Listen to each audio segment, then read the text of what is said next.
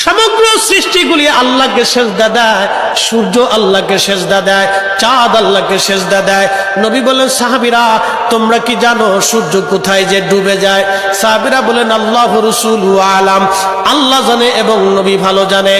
আল্লাহ নবী বললেন, সাহাবীরা রে, সূর্য যেতে যেতে আরশে মুআল্লার নিচে যায় আল্লাহকে সেজদা দিয়া সুবহানা রাব্বিল আলা বলে সূর্য পড়তে থাকে, আর সুবহান রাব্বিল আলা বলে সূর্য তাসবিহ পড়তে থাকে, আর বলে, হে রব, আপনি যদি অনুমতি দেন পৃথিবীবাসীর জন্য আবার আলো নিয়ে ফিরে যাব, আর অনুমতি যদি না দেন আমি আপনার কুদরতি কদমে সেজদায় পড়ে পড়ে কাঁদতে থাকবো।